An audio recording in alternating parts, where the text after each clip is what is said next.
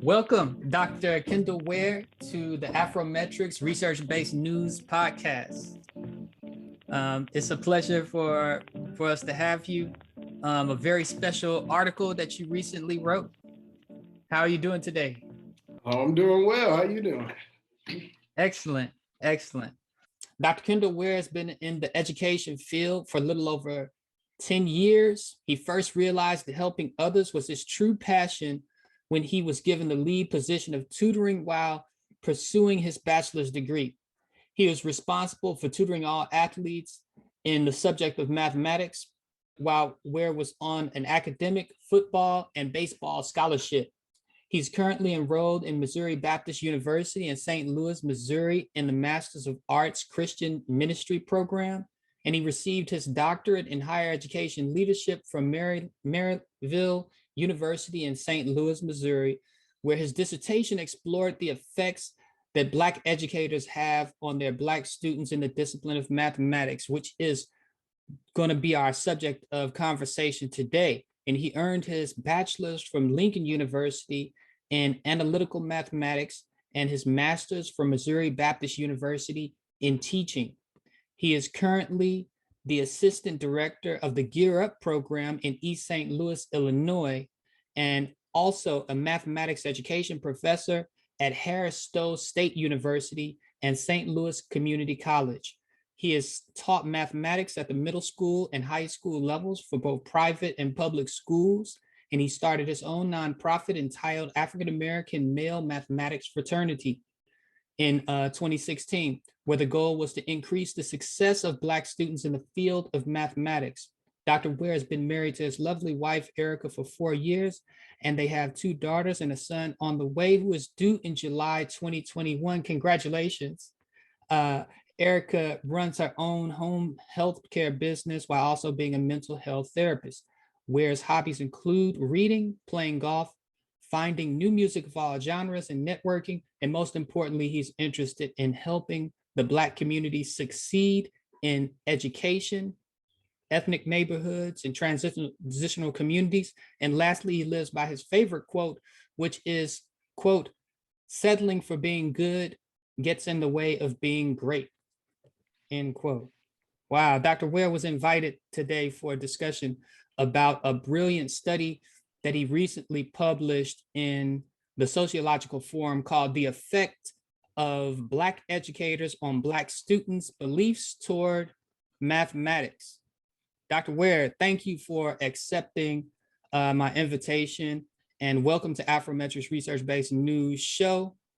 And pleasure to be here. Thank you. I am so glad that you decided to join. And where did that quote come from? The quote that says, "Settling for being good gets in the way of being great."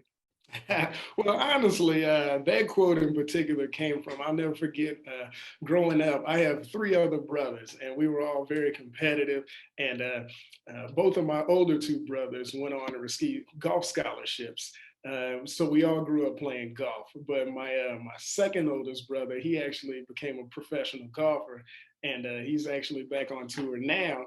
But when we were younger, playing all these sports, we used to say, we used to try to beat each other, and we always wanted to be the best.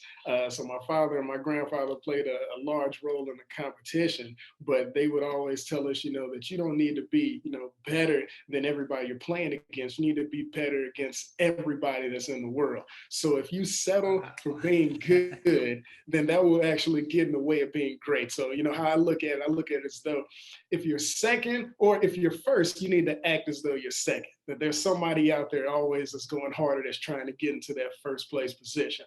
So if you think that you're good, you can always go that extra mile. Never get comfortable, but always keep going. So that's the quote we just used to use when we were always playing sports when we were growing up. Wow, that's a powerful motivator. So who taught you? Was it your grandfather and father? Who taught you golf?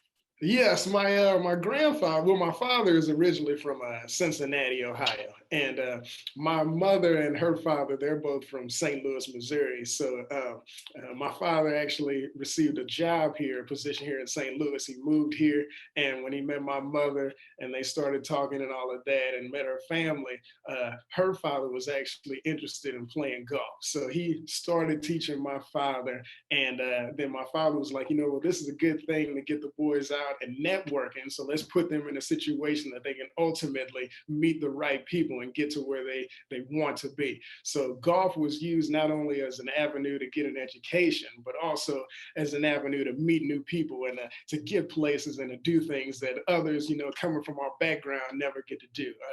I mean, there are many, African Americans out there now that are playing golf, but back, in 93, 94, when we were just beginning, there really weren't that many of us. And in 97, when Tiger won his first Masters, that was massive for us. And it really, put Blacks on the map then. And we saw, and just as the world saw, that, you can use golf not only as that sport, to get you an education, as Tiger did when he went to Stanford, but to also, meet these other people. And I don't know if many people know this, but Tiger's one of 3 athletes that's actually a billionaire that became a billionaire in this sport. So we Wow. always use that quote, like I said, to fuel us. And it just, my grandfather saw, at an early age and instilled in us that this is a way for us to get to the places he wanted us, and he knew that we wanted to go. Wow. You had some strong role modeling, it Yes. it sounds like, and internal drive, I think. And how did that ultimately, where did the interest in math, your passion for math, how did that come about? Yeah, so actually, after being in college, when I first went into college to obtain my bachelor's degree, I went in majoring in biology because I thought that I actually wanted to be a medical examiner. But looking back, and actually seeing what it was that I wanted to do, I came home on a break, and my mother was giving me some things because we were moving all around, and she was giving me some things that she had found in our basement. And one of the things that I had actually picked up from her was she gave me a time capsule that I completed when I was in the 3rd grade. And I'll never forget, I still have it. And the time capsule would ask these questions, and you aren't supposed to open it for about 10 or 15 years down the line. And it Right. asked me, well, what are your interests and what do you like and what do you see yourself doing? And it said that my favorite subject in the 3rd grade was math. I really enjoy math. I love it. And then that sparked to me, maybe I need to actually do something with mathematics. So when I went back to school, I wound up changing my major. I mean, that's not the only influence. I was doing pretty well in biology in that major at the time until I got to organic chemistry and saw that biology probably wasn't for me, that I was more a math guy. So seeing that time capsule along with how my bachelor's degree program was lining up at the time actually fueled me into going into the field of mathematics. And that, along with, I had some mentors at Lincoln University where I obtained my bachelor's, that got me a position where I was a tutor, and I was tutoring all the student athletes in the subject of math. So I saw how much I wanted to help the students there. And then seeing that time capsule, it actually just, everything came full circle with me. Wow. So the time capsule assignment, you're the first, I've heard of the time capsule assignment, but you're the first person who I've spoken to who actually opened the time, has a story about reopening the time capsule. That's amazing. And that's what sparked the I guess return to your interest in math. Yes. Wow.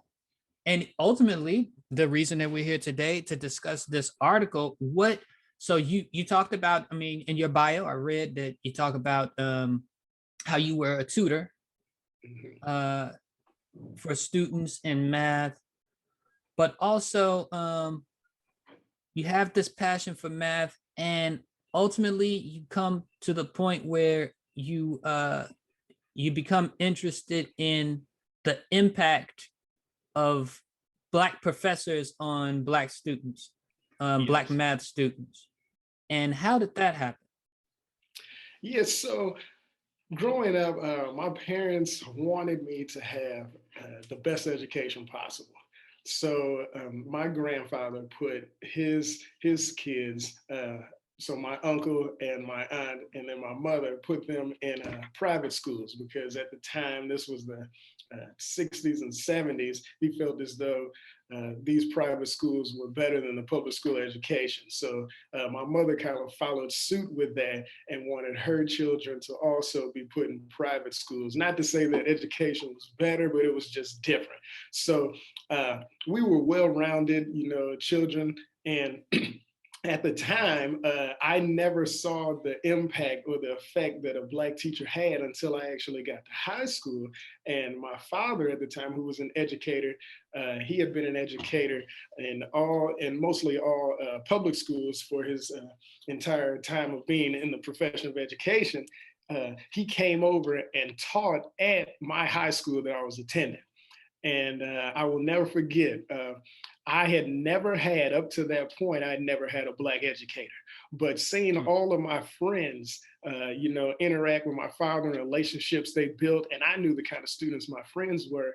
And just to say, to put this out there, some of the friends that I had, weren't for school. So their grades weren't up to par. And that didn't mean that they were bad students. They just, were either bored or something like that. But when they, had my father's class, it allowed them and it made them do better because he put, I guess, certain kind of pressure on them that said, hey, you're not doing this just for yourself, but you're doing this for your family. We're in private school. I'm sure that your parents, put you in this school to thrive. And now you have me as a Black teacher, don't let us down, make me proud. So me seeing that actually saw, okay, well, maybe if I had a Black educator, then that would push me even more. I mean, not to say that my parents didn't push me, but having a teacher every day that I could, learn from and seeing somebody in that position would help me. So the thing was, I never stood, and my brothers either, we never had any Black teachers or professors or anything until we got to the post-secondary level. And I only had one. And the teacher that I had was a history teacher when I was getting my bachelor's degree. And I didn't even need to take the class, but taught in Lincoln University, which is an HBCU. But because I was in the field of mathematics, all of my teachers were either Caucasian or foreigners. There were no Black professors in the math field at all.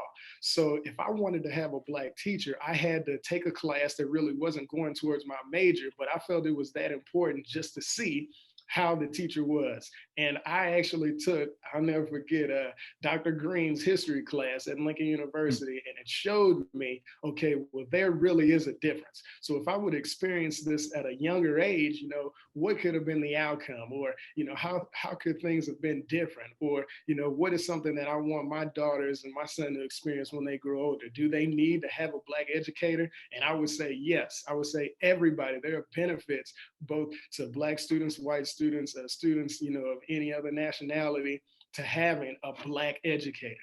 So that's what I found, and I will stick to that. So everyone, I feel as though, needs to have a Black educator at some point in their life so that they can see. It's just different. The drive that they want out of students, how they push you, the relationships they build, all of that plays a factor in how a student can learn. Wow. This is a question I want to ask you on the subject of Black students in math.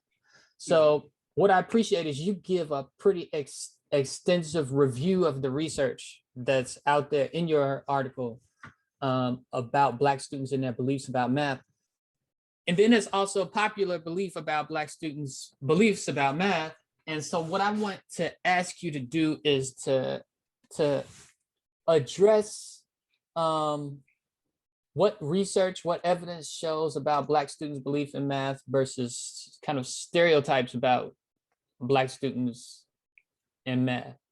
Okay, so ultimately, we all know the stereotype for Blacks in math is that Black students either do not like math at all, or they just cannot learn it. Both which are not true. I mean, but we all know stereotypes have some bit of truth stemming from them. So to say that we don't like math is false, but I will say that there is a reason for this. I will say that living here in America, and my research has shown, and I will actually put one of the universities out there that I attended when I was going and taking some master's level math courses.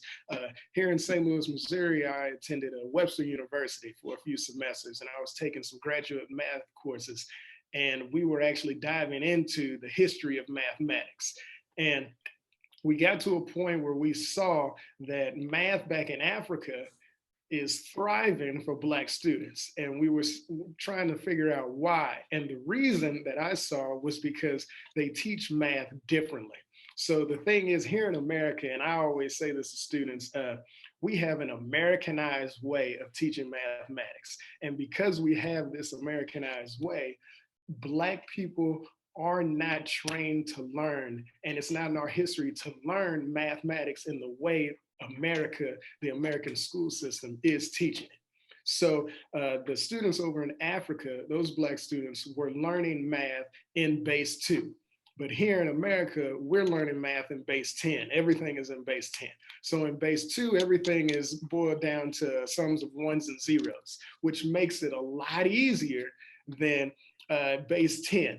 So in base 2, you still have the same concepts. You can still add, multiply, divide, subtract, all of those things. And growing up, my grandfather always used to tell me, you can do math if you know how to add, subtract, multiply, and divide. And I tell that to every student. Just because you think you can't do certain concepts in math or certain things, if you can do those 4 things, then you can learn all math. Now, the way it's taught is different on every level. But like I said, going back to the math taught in Africa, learning in base 2, there's something about it that Blacks in particular, they're trained to understand it better. And I actually did a study on this. I'll never forget, in my sophomore class that I had, that I taught at this private school here in St. Louis, I taught a lesson for an Algebra 2 class, and this was an advanced Algebra 2 class. We were kind of ahead of my other classes, and I taught them in base 2.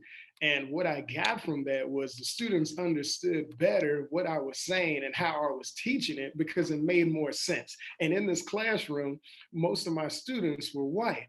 I had a few Black students here and there, but it was a private school here in St. Louis. It was $25,000 a year. So many Black students, many Black parents couldn't afford to send their children here. But seeing that and seeing how the white students took to it and they could understand it, and also the Black students in the class could understand as well, showed that it's not just, an understanding for Black people, but it's an understanding for everyone. So if we could teach math the way that I learned it from Webster University here, that they were teaching in Africa, I know that it will be better. I think that this Americanized way confuses people.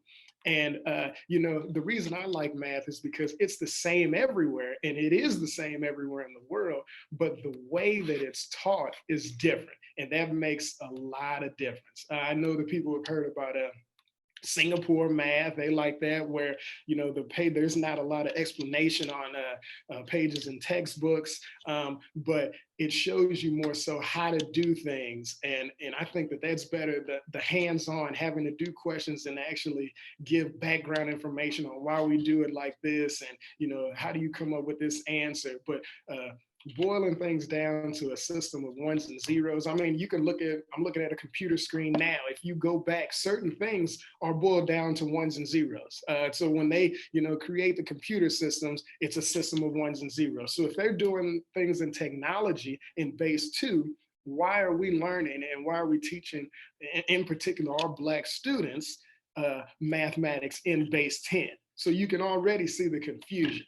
So if I were to train someone, to go into the technology field and design video games or things like that, then they have to retrain themselves on base 2 so that they get a better understanding. And if I'm a student, it feels as though, well, why did I learn these things in base 10 when I'm not even using it in my field?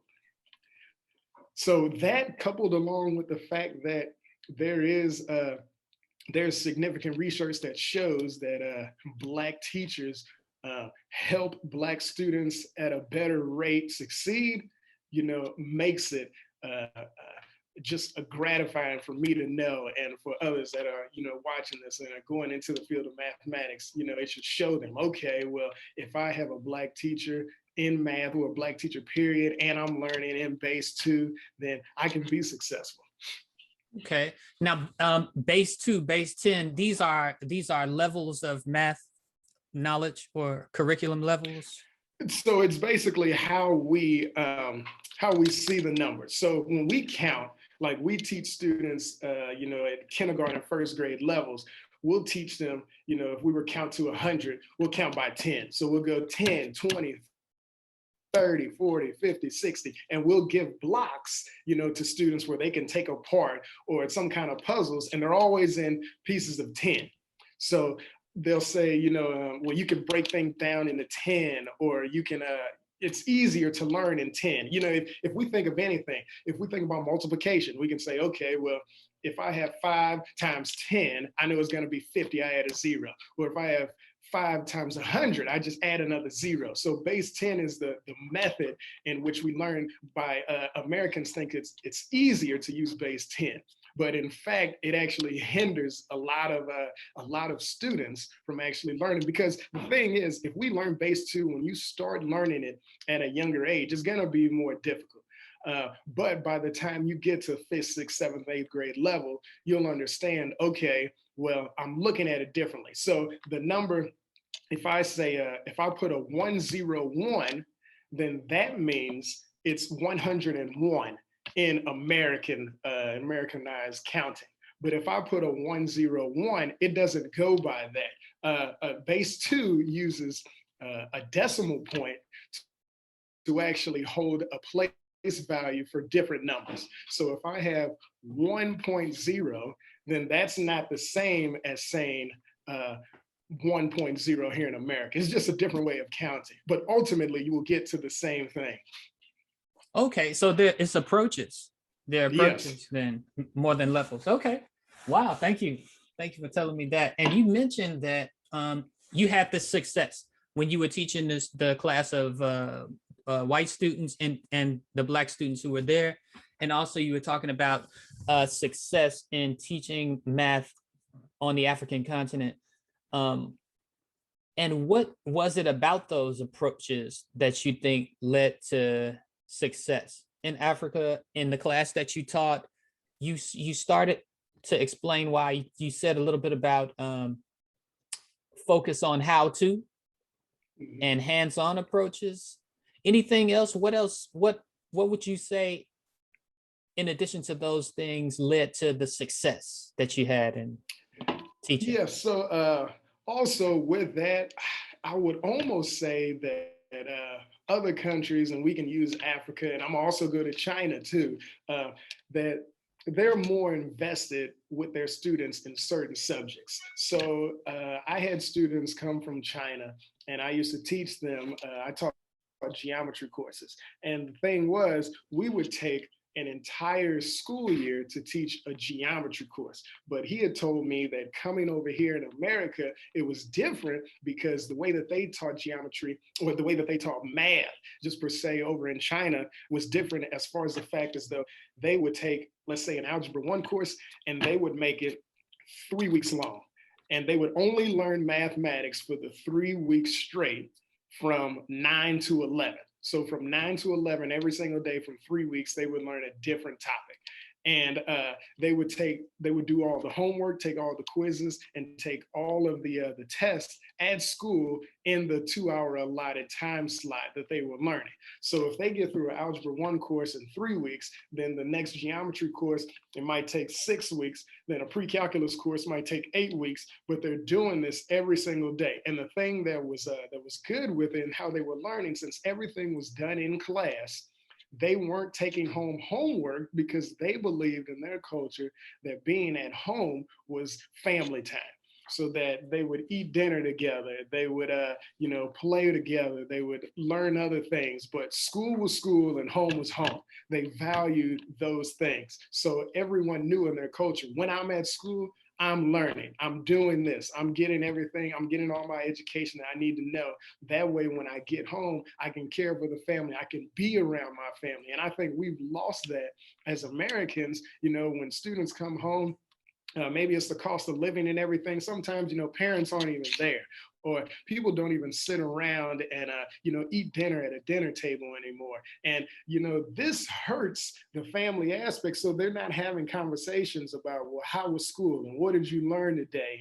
And, well, tell me something. So a lot of that family time was an extended educational learning tool that they use. So if they had multiple children in there and they were talking about their day, about what they learned in school, and they had a younger sibling sitting at the table and say, oh yeah, well, how did you do this in school? What did you do? They could explain to them right there. And even though it was family time, it was still education time at the same time.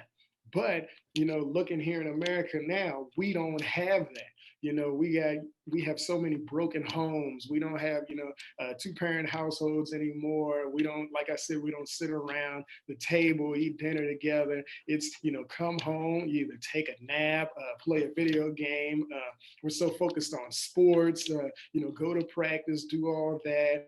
And then we still have to find time to do the homework and prepare for the test that might be the next day. So it's just I would say it's a priority thing that we almost need to revamp the entire educational system. Wow.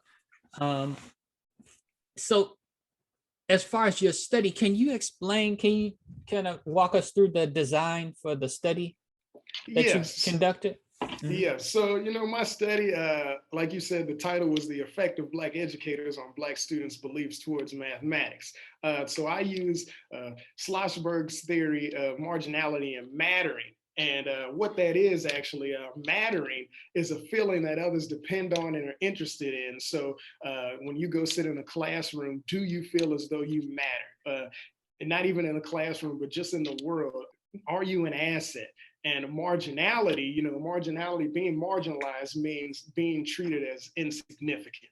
So I use that theory to actually apply it to how were Black students feeling in classrooms. So I did it with Black students that had white teachers, Black students that had Black teachers, Black students that had a mixture of both, Black students that had never had a Black teacher, and just to see, what I would get. And so I polled students. I actually used students. I used to work for an Upward Bound program here in St. Louis. And what that program did, it helped students that came from certain backgrounds get into post-secondary education. So I used about 300 students, and I had people, write in. I had a section on a survey that I gave out, and the survey was a VAM survey. I used that study, and VAM stands for Views About Mathematics Survey, and it was designed by Carlson in 1999. And what this survey did, it explored students' point of view of their understanding of mathematics by considering the behaviors and backgrounds of two different participant groups, so in order to identify how the student ethnic and racial background affected their ongoing mathematical studies. So I used those things, and I put together the survey, and I gave my own questions at the beginning, used the VAMs as well, used the theory of marginality and mattering to see if there was actually a difference in the students that had Black teachers. Did they feel as though they mattered more than students that had never had Black teachers? And as you can assume, the students that did have Black teachers found that they mattered more in their classrooms than the ones that did not have Black teachers. And that was because of certain relationships that they had with students. And they indicated that, they took the time, Black educators took the time to understand the material that they were teaching. They had faith in the students' abilities to succeed. They gave students, certain feedback. These were just 4 of the things that I found. And looking back over my time in education, there were many times where teachers would just run over lessons. And even though they knew as though, students, not many students understood, they felt as though they were on a timeline and had to get everything out. But Black teachers, they know, even though their job may be on the line, but they still feel as though it is better that everybody understands what they're teaching, because they don't want to hear the backlash. Because as Blacks, the thing is, if we mess up, then it is more of a problem than if a white teacher messes up, because we're held more responsible and we're held more accountable for our actions, when in all actuality, that may not be the case. I mean, everybody should be on the same level. So I'll just go straight into it. But math is what I call a gatekeeper subject.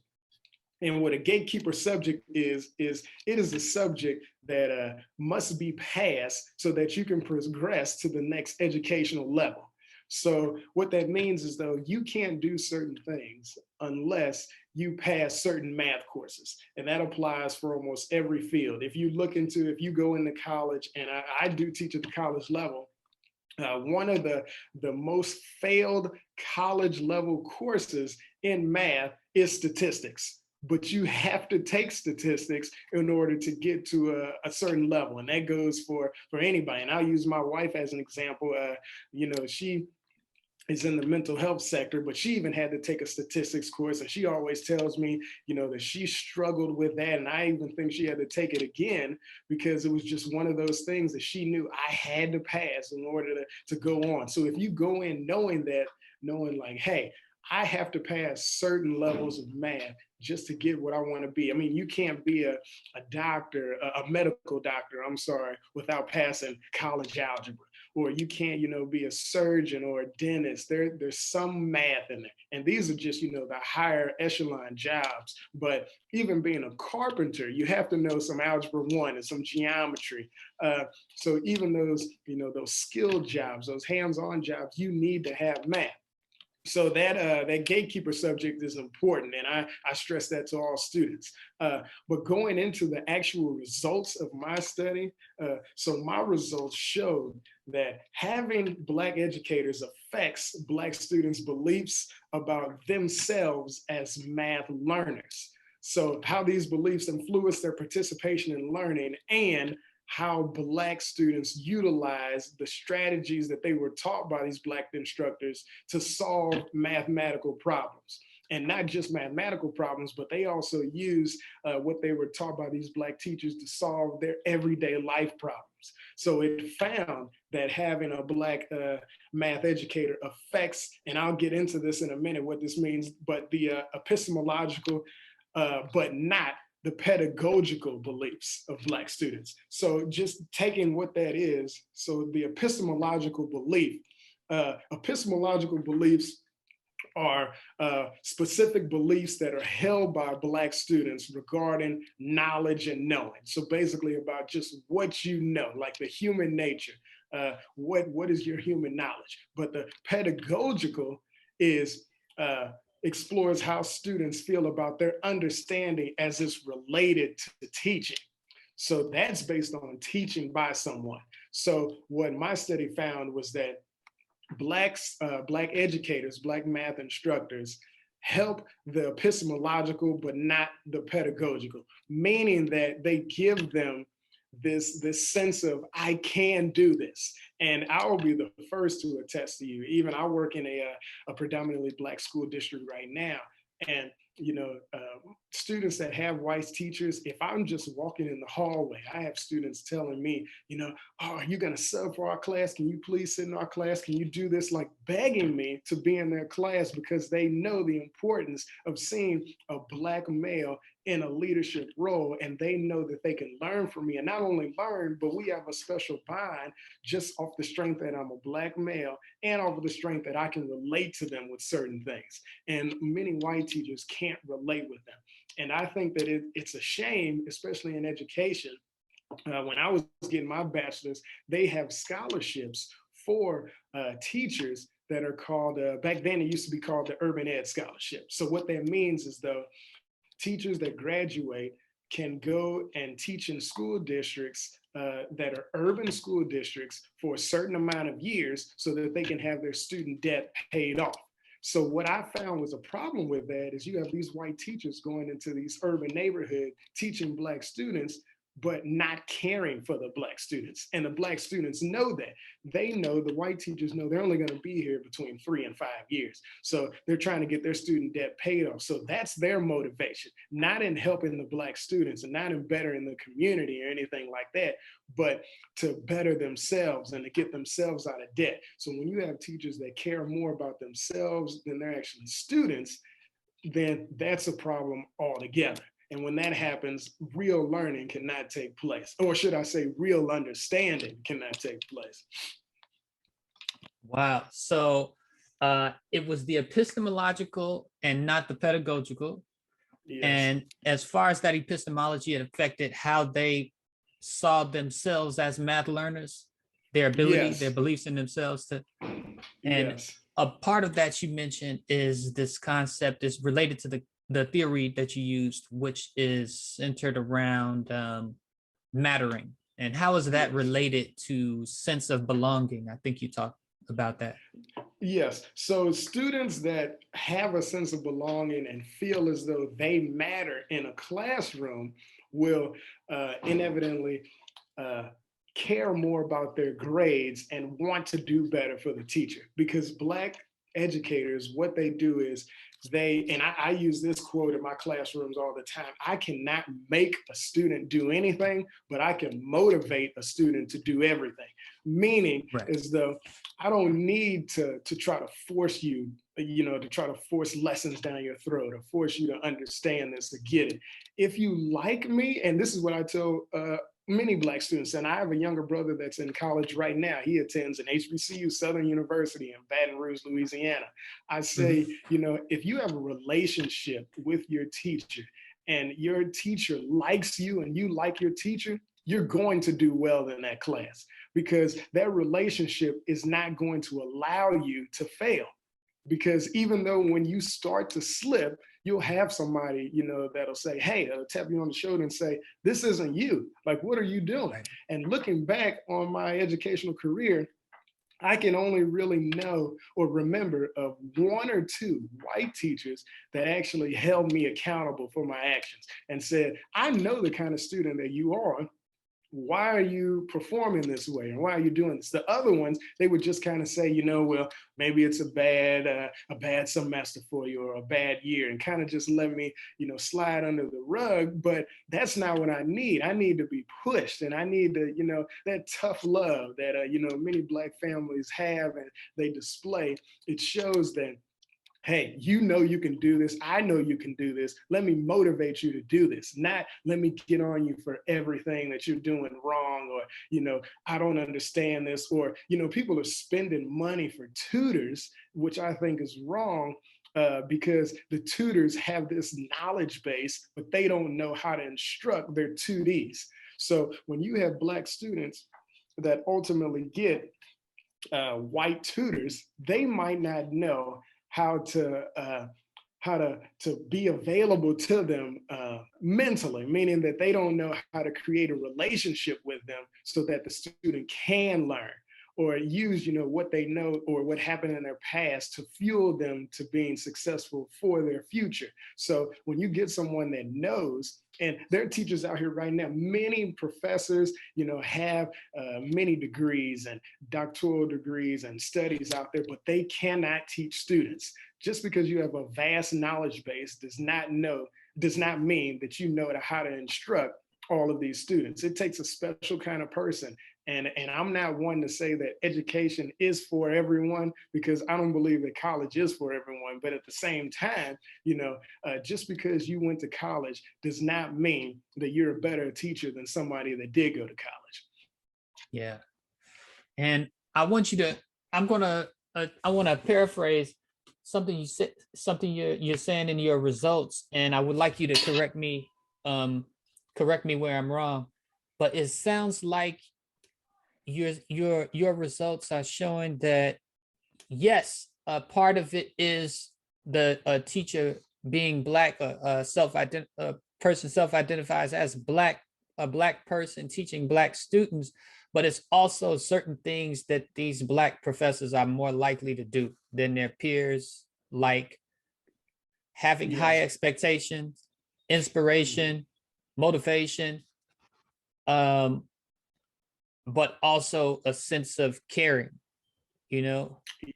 Is that right? What would you add to that or take away from Yeah, that is right. And that's actually in my section about uh, my results from the study about how can higher education models, or how can higher education institution follow practical applications, and they can do this by informing their policymakers to consider implementing methods for inspiring Black students to persevere in math, and like you said, to inspire future Black math graduates to train and to just be more caring to them. But they should inspire Black math graduates to train as educators and inspire continued research in this field. They should influence the hiring personnel to get more Black teachers in positions, and especially in HBCUs, but not just leaving those out, but PWIs as well, because we have those students, and we have people right now living in America. And I hope a lot of people watched the documentary on Netflix that they just did about the man who was getting all of these people in the college of their children's choice by paying certain money. So we have this idea that certain colleges and universities are better, and they were given the definition about prestige and saying that this is a prestigious university, but the word prestige does not mean what we think it means. It doesn't mean better. But we have set in our mind that we need to go to prestigious university. And the reason I like mathematics is because it doesn't matter if you go to a Harvard University or a Yale or Lincoln University, what I went.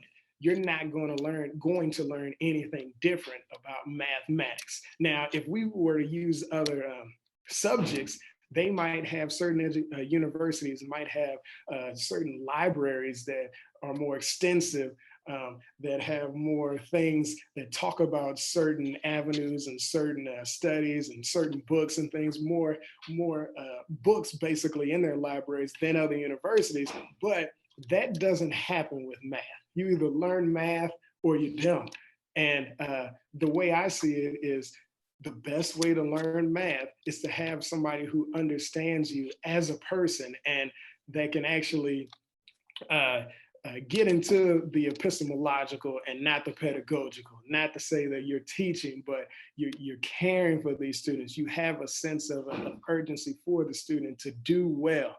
So we need to get out of our minds that certain universities are better than others, because if the end goal is to create, better leaders for tomorrow, then we understand that everyone can't go to the same university.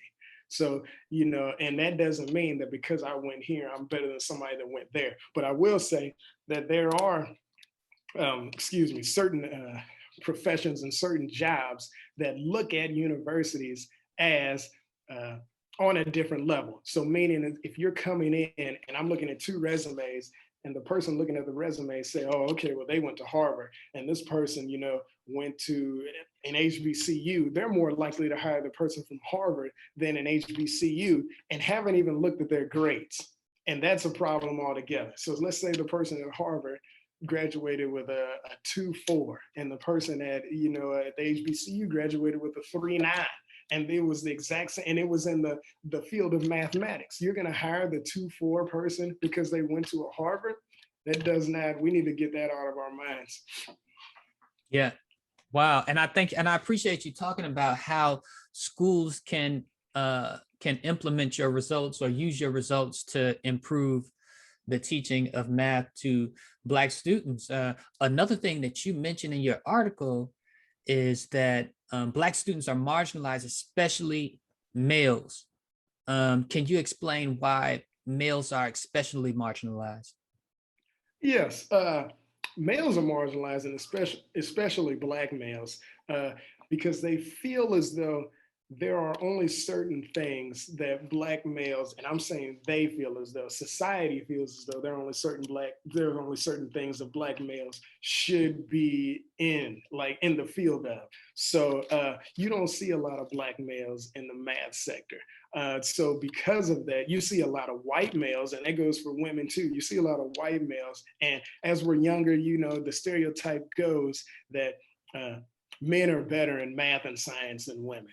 And that's not the case at all. Like I said, it goes back to the understanding of education in the field, but it seems as though society is drilling Black males to go a certain path, and that path does not include mathematics. So when that path doesn't include mathematics, they're constantly being marginalized in a class, meaning as though their questions aren't being answered, they're being ignored, they're feeling as though they're insignificant.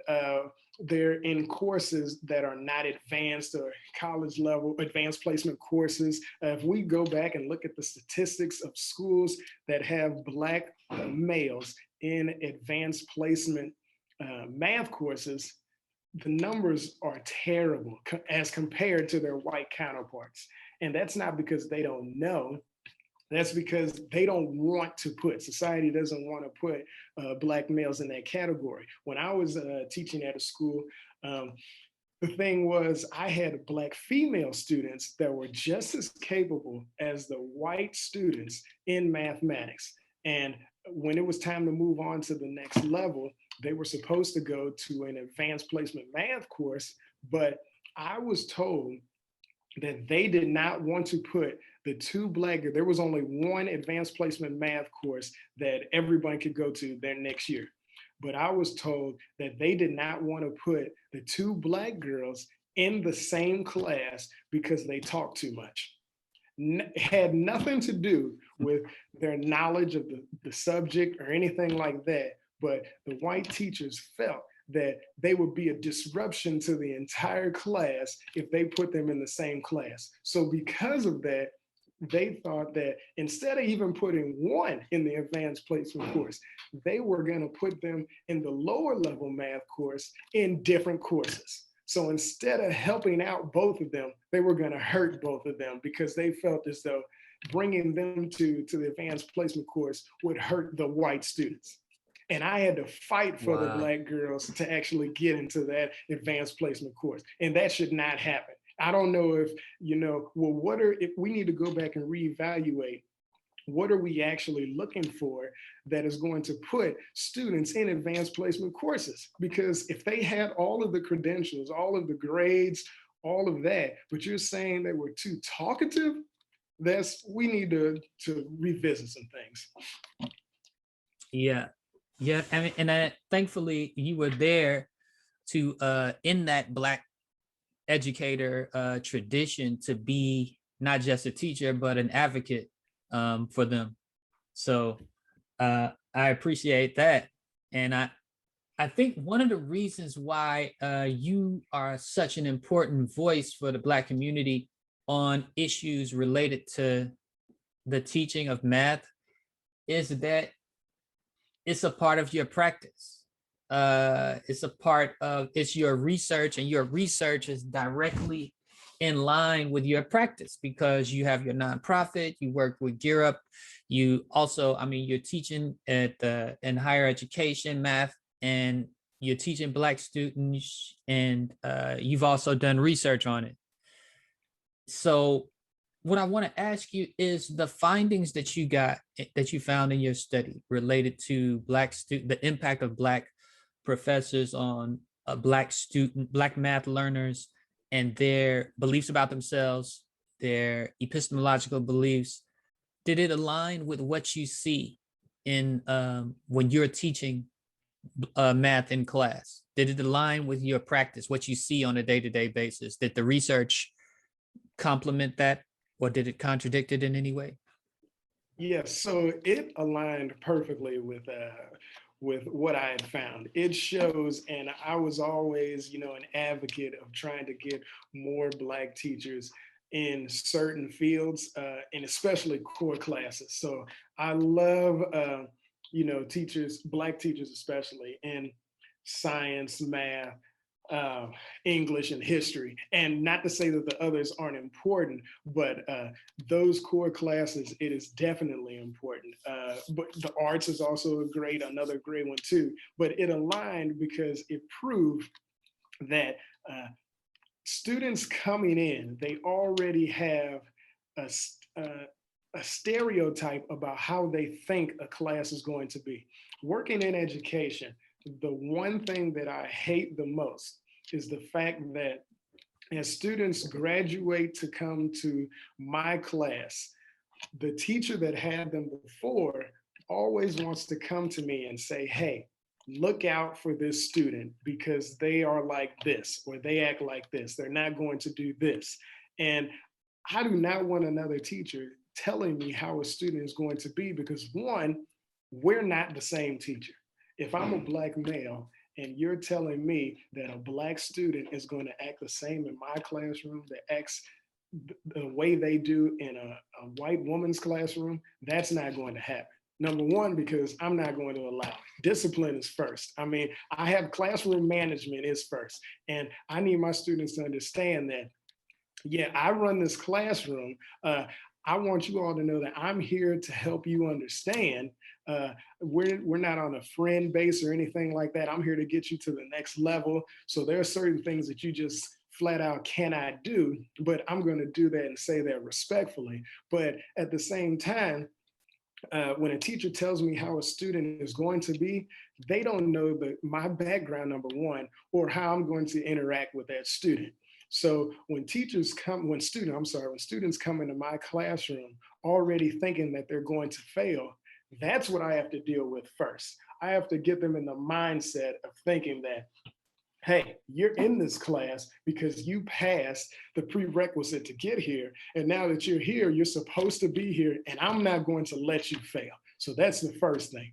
So after that's out the window, then we can start to unravel and unpack these things that are messing with them, and the real learning will take place. So I want my students to be comfortable enough to come to me, comfortable enough to ask questions in the classroom, comfortable enough to say, I need help, and for them to know that I'm going to help them. I found that the students, and the reason I say that I found this is because, after taking college level courses, you have to submit a survey on your instructors, and to see, you have to answer these questions, how was your instructor, what did they do, all of this and that. And after being an adjunct at different colleges and universities, I always have, if I'm, have a relationship with the administrative assistants or something like that, they will always tell me or call me and say, well, can you teach this class? Because we have students that just want to be in your class because they know you're a Black educator and they've never had a Black educator, or they've heard that you're the teacher that they need to be in, not because you're an easy teacher, but because you're going to work with them. So I base my results off of what students are saying. I don't want to just base them off of what I think is going on, but the proof is there. I've read, some of these things, and I give my own evaluations, because the ones that you do online, those are anonymous, but I give my own evaluations. And sometimes I say, we'll do these evaluations. I'm going to look at them, but don't put your name on them. They're going to be anonymous. Give them to the administrative assistant, and be truthful and be honest. And that's not to say that everyone says positive things, but 90% of the students that I've had, what they say is that, it was a positive experience. I was always there to help them. I could relate to them. I brought the lessons to life. They can use it in their everyday lives, those type of things. Even the ones that have not passed my course, or the ones that, dropped the course, but still came and audited the class because they knew they had to take it next semester, and they didn't know if I was going to be the instructor. So those are the results I go off of. And as long as they know and can understand that me as a Black man is there to help them, then maybe they can see, okay, well, the other Black educators, the other Black teachers out there have the same interests, have their same interests, and want to do the same thing. Okay. In your work, you mentioned that there are actually a great many Black students who um, thrive in math. And in addition to mattering, in addition to the sense of belonging, are there any other things that you can mention that are factors that can get more Black students excited about math? So I think that there needs to be some type of mentor. The students need to have a mentor. And I was actually starting on writing a book, and the thing that I was basing it off of was actually our standardized test scores weighed differently than actual grades. So meaning, and the only reason I started this research was because I'll never forget, I was in high school and we had a student there that had just over a 1.0 GPA. Didn't do any work, slept in class, just didn't do anything, was not interested. And the thing was, when it came time to take the ACT, the student scored a 36. And currently I live in St. Louis, Missouri. So the next day, Stanford was at our high school to give him a full ride scholarship to go to Stanford, just because he scored a 36 on the ACT. So what they did was they completely overlooked his GPA and all the grades and only looked at the standardized test score.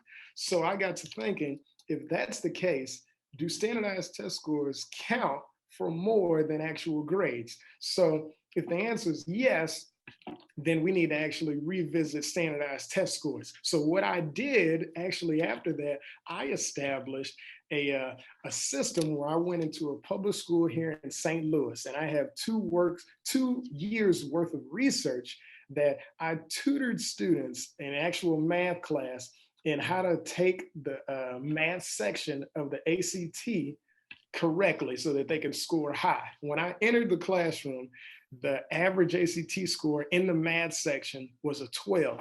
But when I left, after 2 years, I had raised the average to a 19.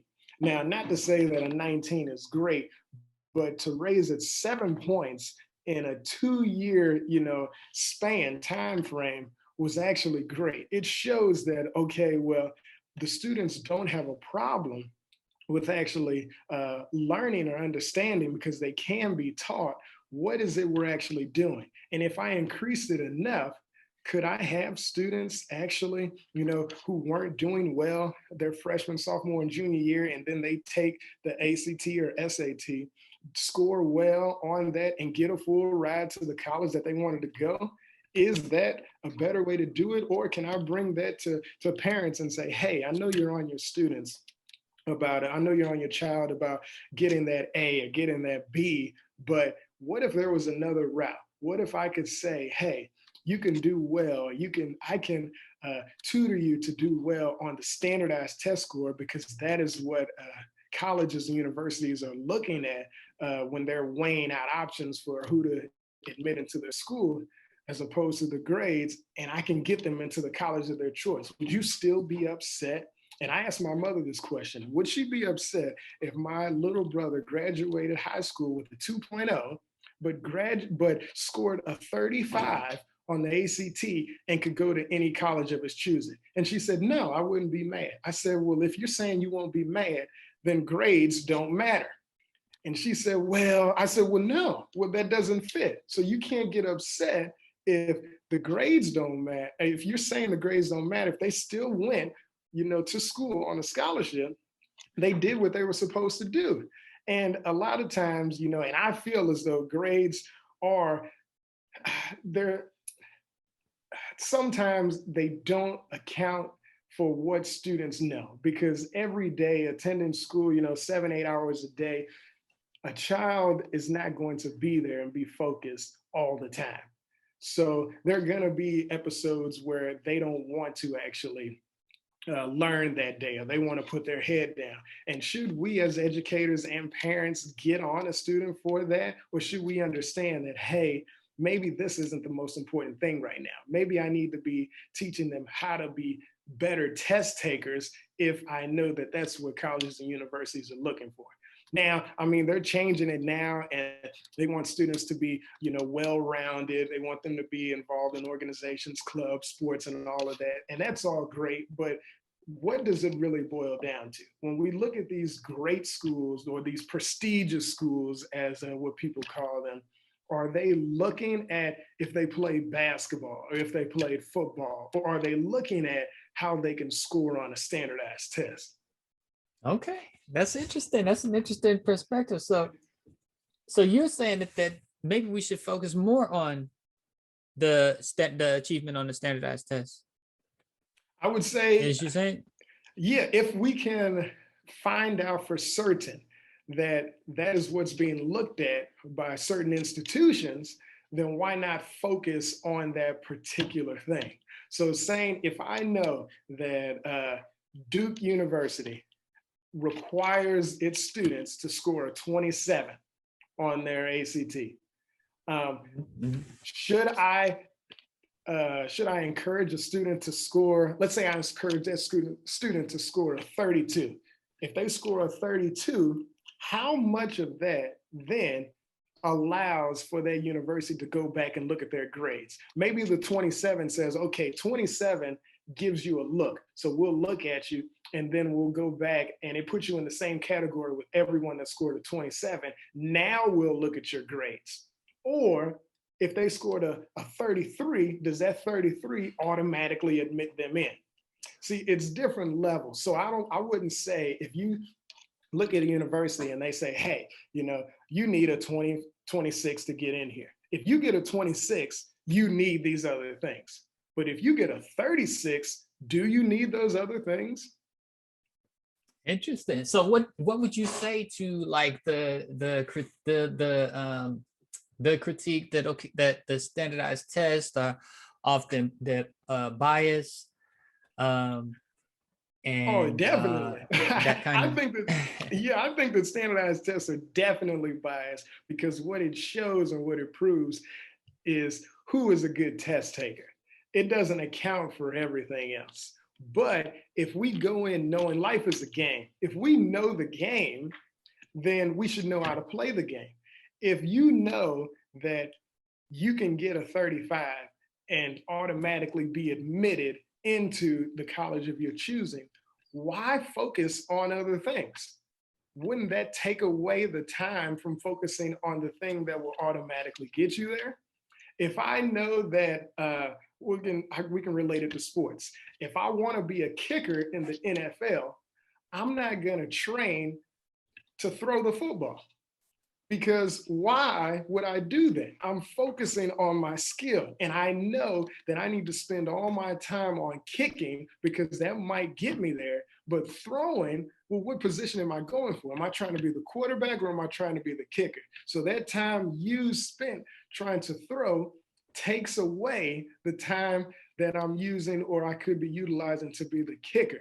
So if we find out what it is that we need to do, then we should be able to do it. And that goes for anything in life. I have, friends that want to do certain things, or we can just say this for anything. If you actually know what it is in particular you need to do, then you should be able to do it.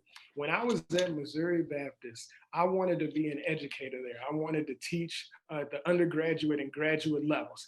And I had just obtained my master's and I sat in on a meeting with the school president and I was upset because I was applying for all these positions, but I never got anything.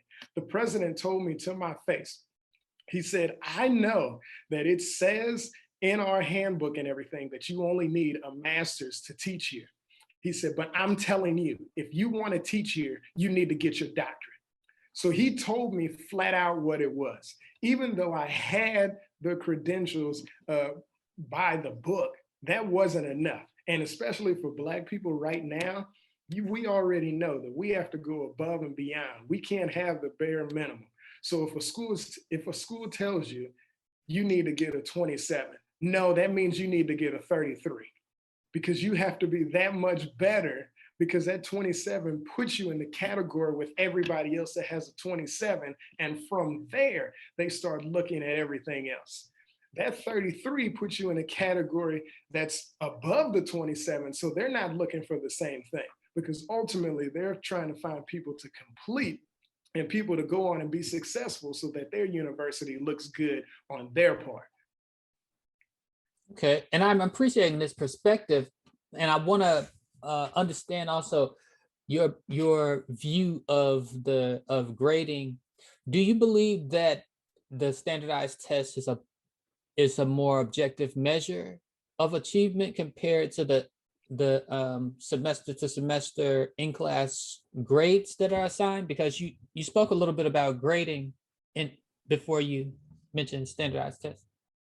Right. So I think that that's something that needs to definitely be worked on. So the reason I say that, so when I received an academic scholarship to an HBCU, I'll never forget, I got what was called the presidential scholarship for the school. And I knew, and the only reason I knew of one of the other people that applied was because he made himself known to me. So he came to me and he said, I can't believe that you got the scholarship over me. And he was already a student there. And this was when I was just entering my freshman year.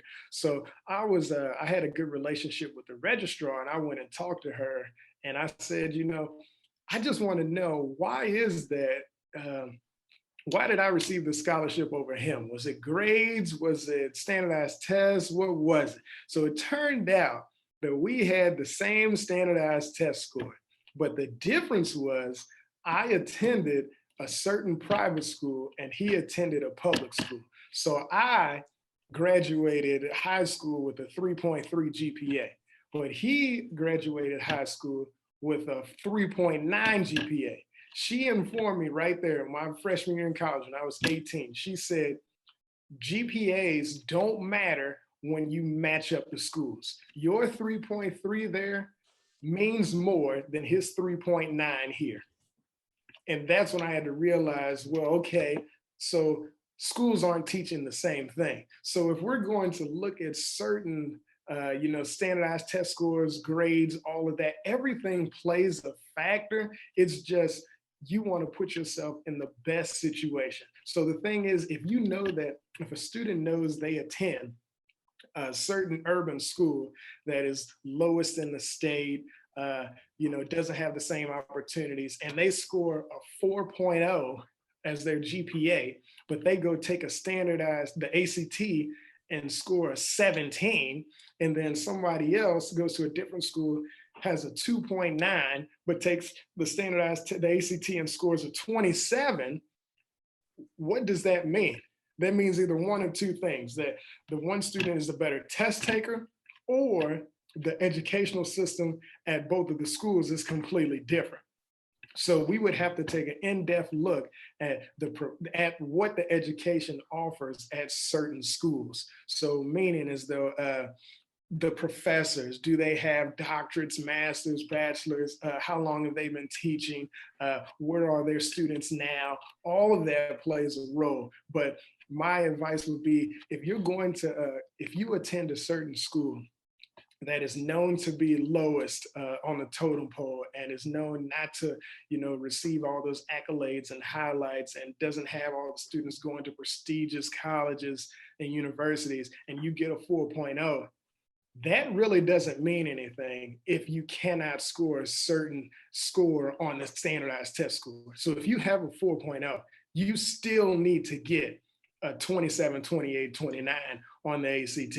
Because if you don't, then you're going to be looked at as just another student who attended a school where the educational system was failing. Okay, I understand. It sounds it's you're not necessarily saying that the standardized test is the best measure or anything like that. You're saying it, and correct me if I'm wrong, that we need to map out the best route to success for Yes. students based on what they're likely to be up, where they're coming from, and what they're likely to be up against. Correct. Yes. Yeah. Another thing I wanted to ask you, you have your PhD, but you are also enrolled in Missouri Baptist University in the Masters of Arts in Christian Ministry program. What role does religion or spirituality play if at all, in your approach to teaching? Right.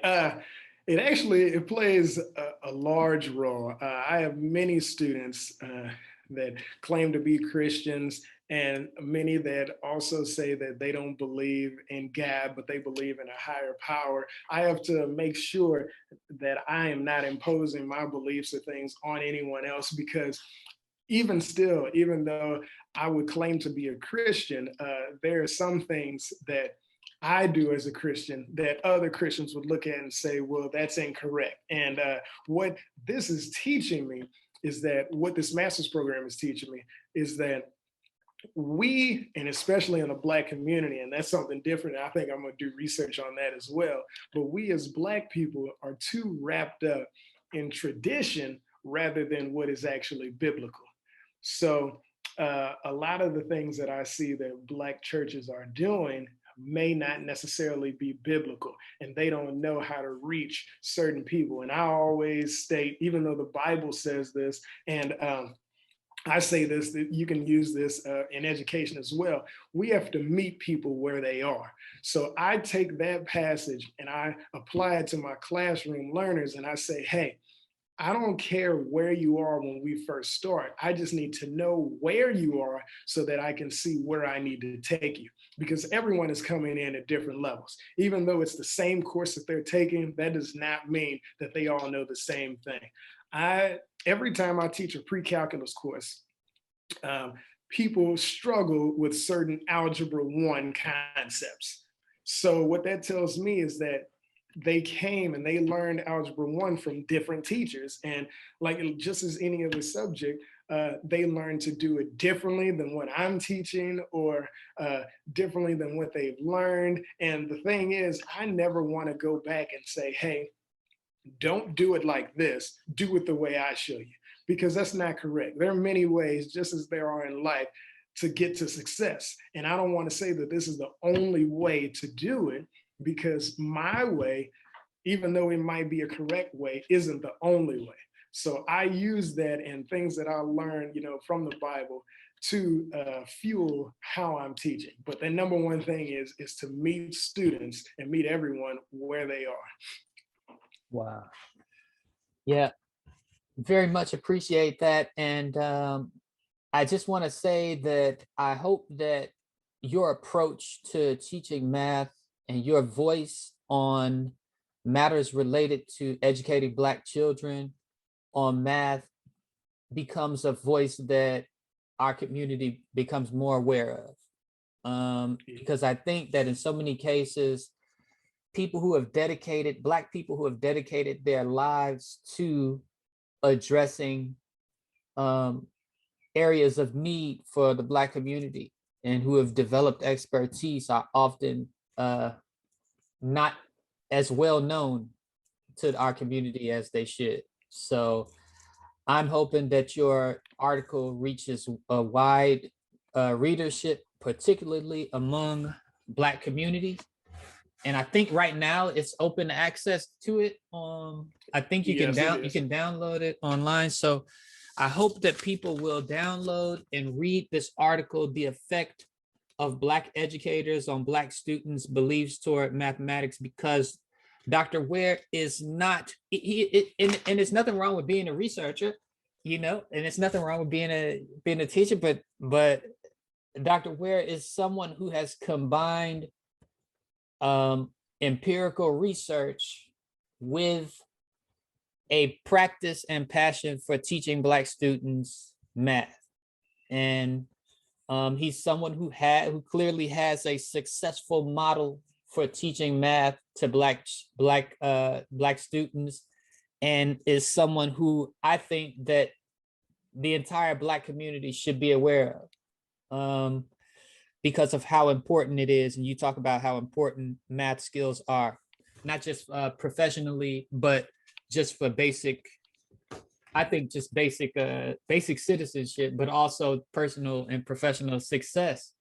So I just want to once again express my great appreciation that you accepted the invitation to come and talk about your research and your practice. And it's been an honor to talk to you. I think I will put your any social media information that you want me to underneath the video when it gets posted. Yeah, is there anything you'd like to add?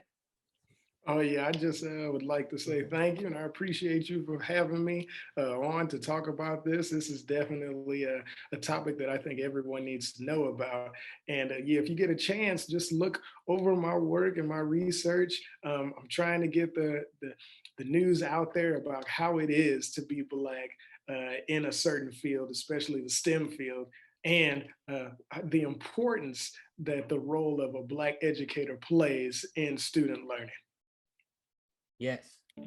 And thank you for being an educator and advocate for Black students at the same time. I'm glad that you are teaching, but you also have your nonprofit and other things that are even more under your control, because I also think that that's very important for us to have. And congratulations on the baby boy. And Yes, thank you. yeah, many blessings, many blessings. Thank you. I appreciate that. Right. Thank you, Dr. Ware. All right, thank you.